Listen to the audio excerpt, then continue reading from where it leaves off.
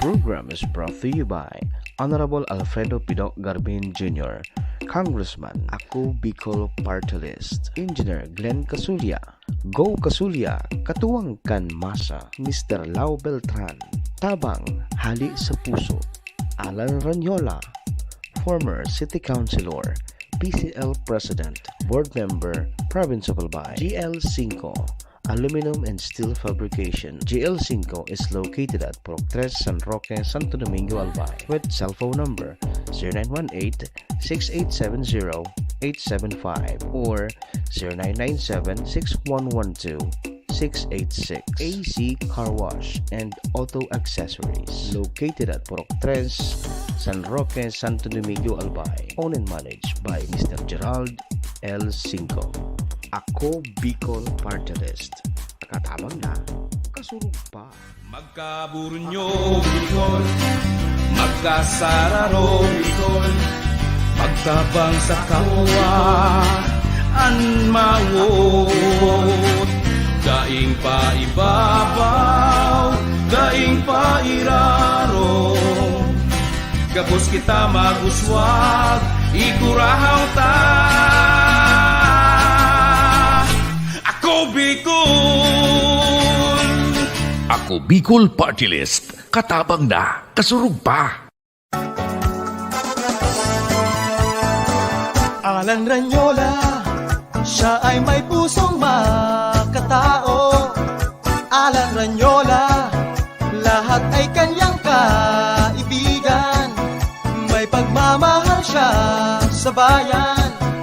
Alan Ranyola ang kailangan. Ha, ha, ha, Ranyola, Ranyola, Ranyola. Alan Ranyola, siya ay may pusong makatao. Alan Ranyola, lahat ay kanyang kaibigan. May pagmamahal siya sa bayan. Beltran, ang tawong makinabang at sa tumadudulukan. Yan sila Beltran. Sa pandemya, asing kalamidad, siya ang tawong minatabang. Yan sila Beltran, just one call away. Sila Beltran, La Beltran.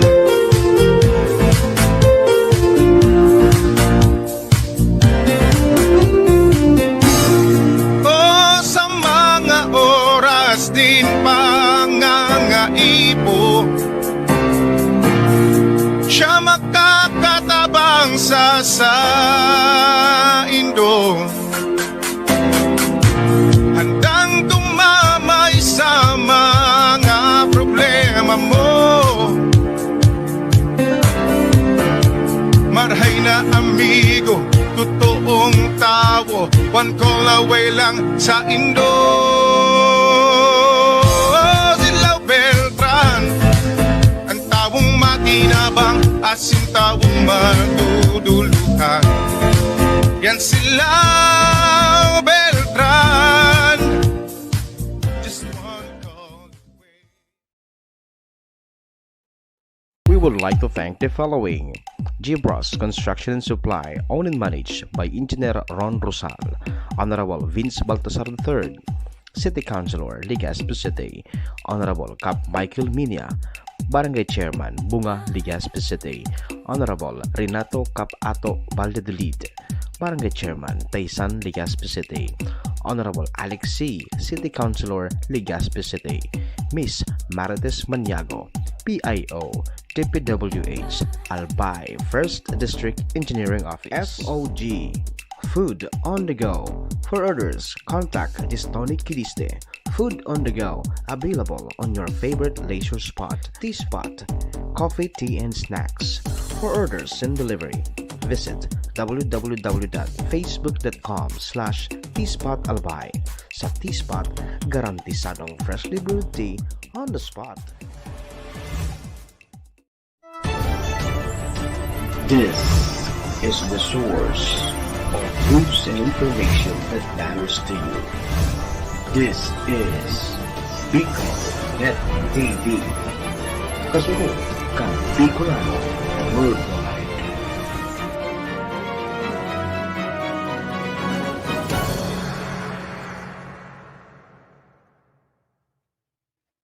Alas 6:41 na po yung pagkaaga Bicol Net Update. Uni na.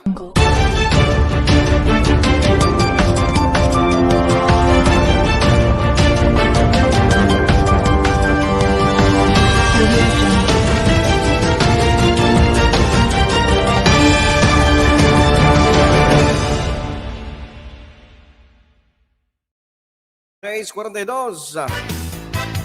Narito na po mga nagalaki ang balita ngayong araw po ito ng Webes. It's Thursday, September 23, 2021. Sa ating po mga balita, COVID-19 vaccination gagawing mandatory. Bilang ng namamatay sa COVID-19 mas bumaba ngayong 2021. Respect agreements, rule of law. Yan po ang sigaw ngayon. Isko Moreno sa ICC investigation to drug war. Sa lokal, Albay PHO nagpaliwanag dahil po sa pagka-delay ng release ng SRA ng mga health workers sa probinsya. 2 araw na pamamahagi ng cash assistance sa mga benepisyaryo ng ESA sa Baras, Catanduanes nagsimula kahapon. Ang 253 na couples sa Albay umabot na po sa golden anniversary, huli pong ikinasal. 2 persona arestado sa illegal na sabong sa Uwas, Albay. Yan po ang mga laman ng balita ngayong pong araw po na ito. Ang kaya, simulan natin ang laban.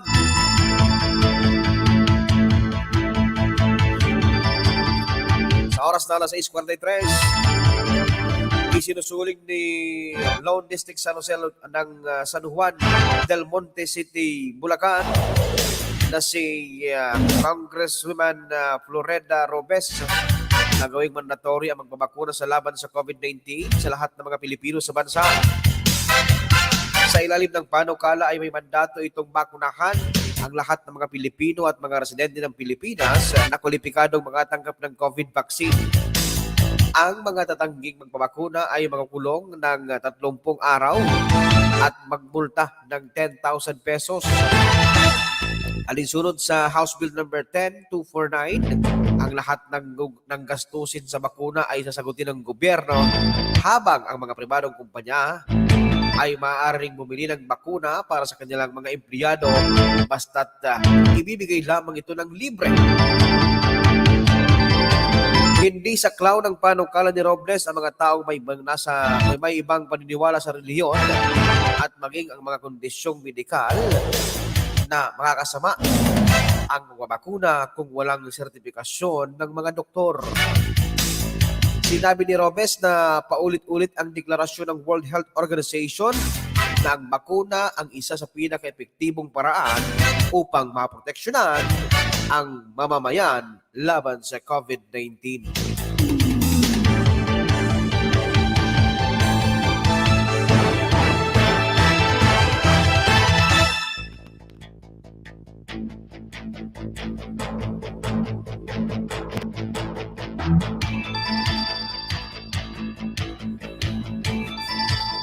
Alas 6:45 ng umaga. Bilang ng mamatay sa COVID-19, mas bumaba ngayong 2021. Mas bumababa ang case ng fatality rate ng bansa sa COVID-19 ngayong 2021 kumpara sa naitala noong 2020. Sa kabila ng malaking pagtaas bilang ng kaso ng mga bagong kaso. Sa datos ng DOH, nakapagtala lamang ngayon ng 1.47% CFR or case fatality rate kumpara sa 2.47 noong 2020. Ito ay sa kabila na umabot lamang ng 472,205 ang kabuuang kaso ng COVID-19 sa pagtatapos ng 2020 kumpara sa 1.9 billion na kaso mula Enero hanggang Setyembre 21 ngayong taon. Katumbas ito ng 309% na pagtaas sa mga kaso sa magkasunod na taon. Sinabi ng DOH na ang pagbaba ng antas ng mga nasawi sa kabila ng pagdami ng mga kaso ay dahil sa pagtaas ng kalidad ng healthcare system at nakakayanan na ng mas mataas na demand para sa clinical assessment, referral at pagtrato sa mga kaso.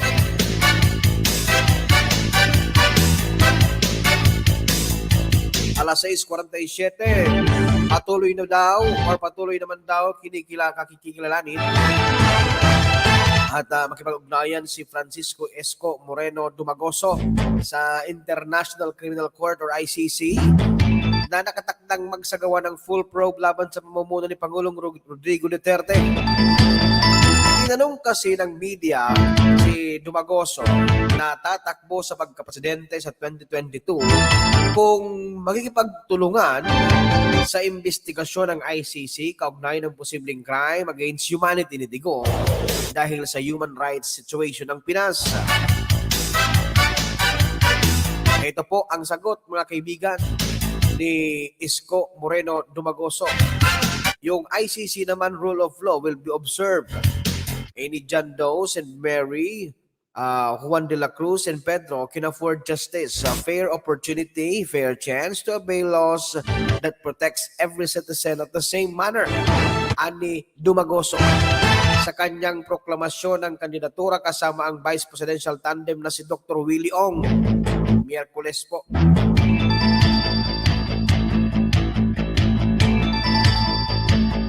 Alas 6:48 na po ng umaga.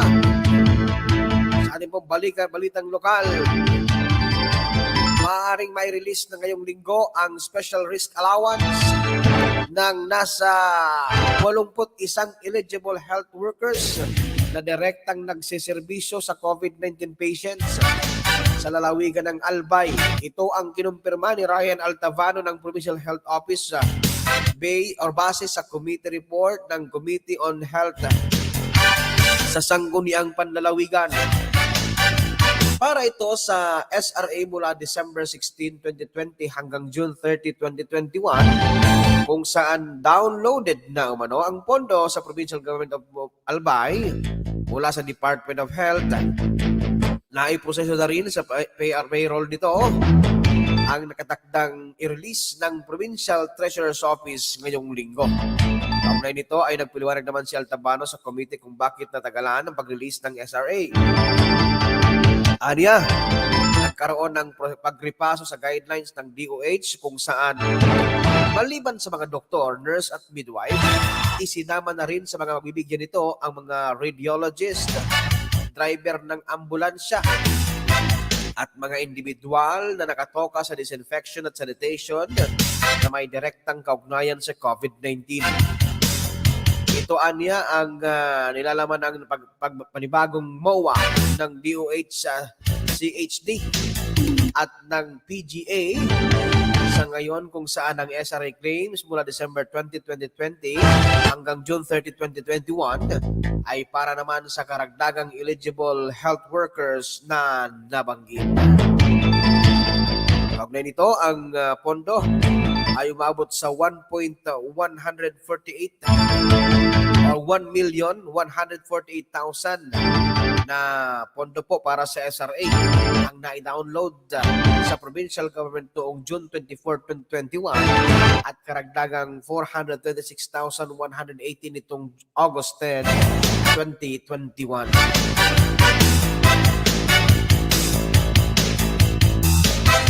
Samantala, sabayan tayo ng Catanduanes or lalawigan ng Catanduanes. 2 araw na pamamahagi po ng cash assistance sa mga benepisyaryo po ng ASA sa Baras, Catanduanes. Nagsimula na po kahapon. Inanunsyo po ng Department of Social Welfare and Development or DSWD Bicol na isasagawa noong kahapon, Miyerkules, September 22 at ngayong pong araw na ito, Huwebes, September 23, ang kanilang pamamahagi ng cash assistance sa mga residente ng Baras, Catanduanes na benepisyo ng Emergency Shelter Assistance or ESA. Sa mamamagitan ng isang liham, ipinaabot ni DSWD Bicol Regional Director Leo Quintilla kay Baras Mayor Jose Paulo Tevez na nasa 1,023 na pamilya mula sa nasabing bayan ang makatanggap ng 10,000 pesos na cash assistance mula sa naturang ahensya. Ang mga pamilyang nanawagan o nawalan ng tinitirhan na bahay noong manalasa ang bagyong Rolly, ang mayorya sa mga matatanggap ng nasabing ayuda habang isasabay naman ang DSWD sa pamamagitan o pamamahagi ang 3,100 na financial aid sa mga benepisyaryo ng Cash for Work program.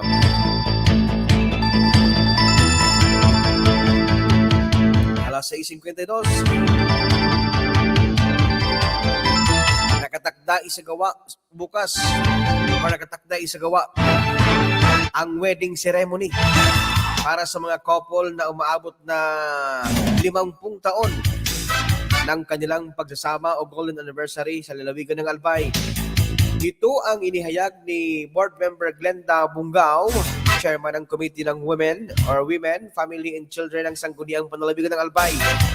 Ayon kay Bungao, nasa 253 na couples ang ikakasal ngayon po na araw na ito sa Albay Astrodome. Bibigyan din ng cash incentive sa mga asawang nagkakahalagang 10,000 pesos. Base po sa record, pinakamaraming couples na ikinasal ang bayan ng Daraga na umabot ng 54, lungsod ng Tabaco na umabot ng 37, Bulangi 36, Tiwi 3, Malinaw 12, Malilipot 11, Bakakay at Santo Domingo tigna 3, lungsod ng Legazpi meron pong 5, Rapu-Rapu at Maanito tig 10, sa Kamalig merong 7, Ginubatan 14, sa Hubilyar merong 1, Piudoran 13, sa Ligao meron pong 18, Uwas 17 at sa Libon 21. Aniya, ito rin umano ang kauna-unahang magsasagawa ng sa buong Pilipinas na magbibigay ng programa para sa 50 taong nagsasama. Nilinaw din ito ng bayan ng Daraga na couples ay hindi kasabay sa aktibidad dahil sila ang pinakamaraming participants at ihihiwalay ito sa venue kung saan naganapin ito sa Cagsawa. Pinalalahanan rin ang mga couples sa kanilang sumunod sa ipinapatupad na minimum health standard kung saan kailangan magsuot ng face mask at face shield. Ang aktibidad ay kaugnay ito ng National Family Week na nagpagpapasalamat kung saan ang temang ito ay tungo sa maginhawa, matatag at panatag na pamilyang Pilipino o My Forevers in Albay. Aras natin, 6:55. 2 persona arestado sa illegal na sabong sa UWAS. Arestado ang 2 lalaki matapos mahuli ng mga otoridad na nagsasagawa ng illegal na pagsasabong sa Purok 6, Barangay Ubaliw, Riñas, Bayan ng UWAS, Albay. Kinilalang suspect na sina Mulito Rayel Rionico, 35 anyos, residente ng Barangay Taloongog. Taloongog at si Alvin De Costo Buraga, 27 anyos, residente ng Purok 7, Barangay Ubaliw, Riñas ng nasabing bayan. Ayon sa report, nakatanggap ng tawag ang UWAS Municipal Police Station mula sa isang concerned citizen tungkol umano sa illegal na cockfighting sa nasabing lugar. Dahil dito agad pinuntahan ang lugar upang i-verify ng mga ito at isinumbong ng concerned citizen. Nung marating ng mga operatiba dito na naaktuhan ng positibo na nagsasagawa ng tupada ang mga suspect na naging dahilan ng kanilang pagkakaaresto. Na-recover sa kanila ang 2 panabong na manok na pula, 2 gaps at pera na ginamit sa pagtataya. Sa ngayon, ang mga suspect ay dinala sa himpilan ng pulisya habang inihahanda na rin ang kasong sasampa na Presidential Decree or violation po sa Presidential Decree number 1602 o illegal cockfighting.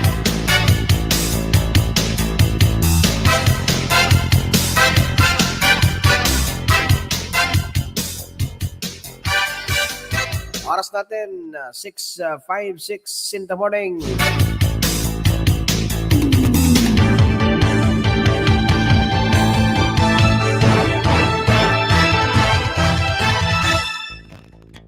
May signal na sa luwas. Yan po sa ibong narinya. Ang espiya ng bayan. Ang espiya ng bayan ng Bicol Spy. Alamin po natin yung ano nangyari. Nawala yung signal.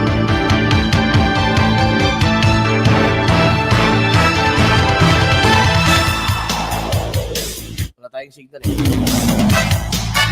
Mamaya na lang, 007. Wala tayong signal. Hindi ka ma-contact yung number ni Bicol Spy. Sige, oras natin, 6:57 in the morning. Oh, please try again later daw. Sige, 6:57 in the morning. Alas 6:57. Good morning, Bicolnet TV. Ma'am Vanessa. Sabi Ma'am Vanessa, good morning po. Si Sir Mac Efraim Mendez, good morning. Nakamata naman kiatab.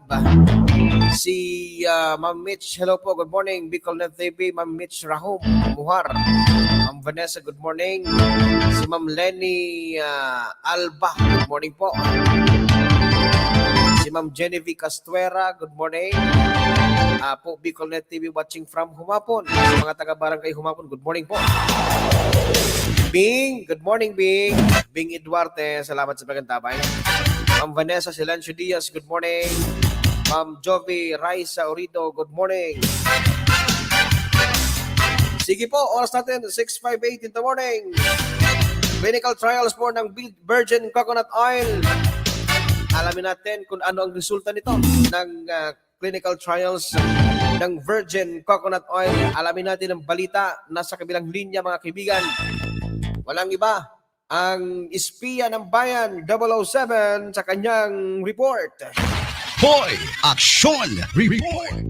007, good morning. Ibigay mo, please come in. Malaking tulong sa mga malalayong lugar kung maaprubahan at magamit ang virgin coconut oil laban sa COVID-19. Sa pahayag ng Department of Science and Technology Bicol, maraming resources sa mga malalayong lugar tulad ng mga coastal areas at mga isla ang magagamit iyon sa tulong ng teknolohiya. Unang sinabi ni Regional Director Serrano na nakasaad sa resulta ng unang mga clinical trials na epektibo talaga ang PCO sa mga may mild symptoms, sa mga may comorbidity, epektibo rin kapag mild case din. Subalit hindi pwedeng mag-self-medication ang mga ito. Doktor pa rin na niya ang makapagsasabi ng tamang dosage. Nitong linggo, sinabi ni DO Secretary Fortunato de la Piña na sa katapusan ng September, inaasahan nila pagkatapos na ang clinical trial sa paggamit ng PCO sa Philippine General Hospital sa Maynila. Sa clinical trial sa Laguna, nakita rin na mas mabilis na maka-recover na nakatanggap ng herbal na gamot na ito kumpara sa hindi. Para sa programang Bicol News Update, Patrol Numero 9, Victor 007 Kasurong, kan Bicolano Worldwide. Hoy! Action! Report! Thank you so much. 007, espiya ng bayan. 007, Victor Aguilar. Alas 7 na. Alas 7 na! Kasunod na po ang programang Serbisyo Asin Reparo. Yan po ang mga balita ngayong araw pong ito ng Huwebes. Mga naglalakihang balita. Ngayon pong Huwebes, September 23, 2021. Sa ngalan po ng bumubuo ng Bicol Net TV. Wala po sentro pambalitaan ng Bicol Net TV. Nakasama natin sa labas, Victor Aguilar. Ako po, Maestro Lantuon, ang inyo pong naging tagapagbalita.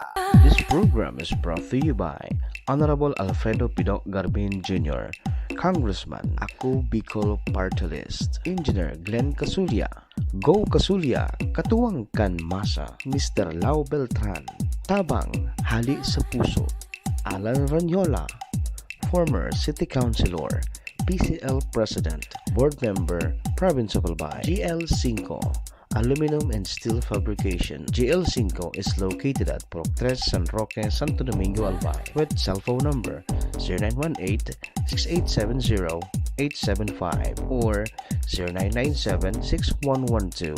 0997-6112-686. AC Car Wash and Auto Accessories, located at Purok 3, San Roque, Santo Domingo, Albay, owned and managed by Mr. Gerald L. Cinco. Ako Bicol Party List. Nakatabang na, kasurog pa. Magkaburunyo, Bicol. Magkasararo, Bicol. Magtabang sa kapwa, anmawot. Daing pa ibabaw, daing pa iraro. Gabos kita maguswag, ikurahaw ta. Ako Bicol! Ako Bicol Party List. Katabang na, kasurug pa. Alan Ranyola, siya ay may pusong makatao. Alan Ranyola, lahat ay kanyang kaibigan. May pagmamahal siya sa bayan. Alan Ranyola ang kailangan. Ha, ha, ha, Ranyola, Ranyola, Ranyola. Alan Ranyola, siya ay may pusong makatao. Alan Ranyola, lahat ay kanyang kaibigan. May pagmamahal siya sa bayan. Beltran, ang tawong matinabang at sinsatong madudulukan. Yan sila, Beltran. Sa pandemya, asing kalamidad, siya ang tawong minatabang. Yan sila, Beltran. Just one call away. Sila Beltran, La Beltran.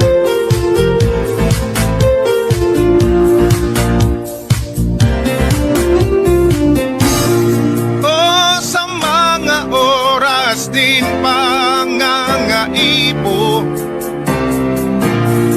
siya makakatabang sa saindo. Handang tumamay sa mga problema mo. Marhay na amigo, totoong tao, one call away lang sa Indo. Sila Beltran, ang tawong matinabang, asin tawong maduduluhan. Yan sila, Beltran. Just one call.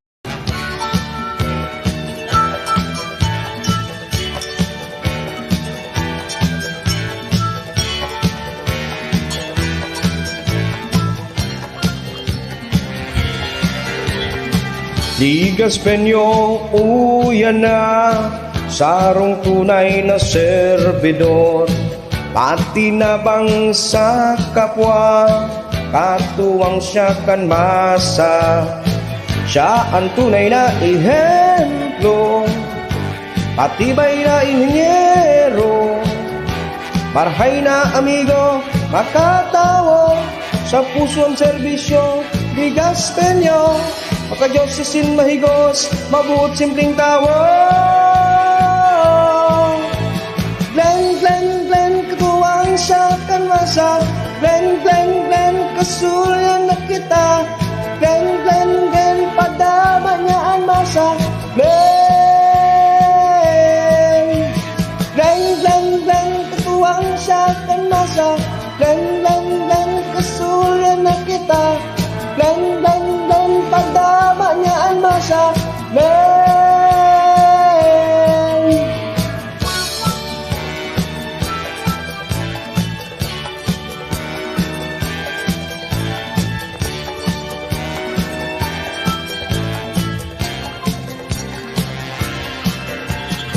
Kababaihan, kabataan, senior may kapansanan, sain man kamong sektor, siya ay malalaoman.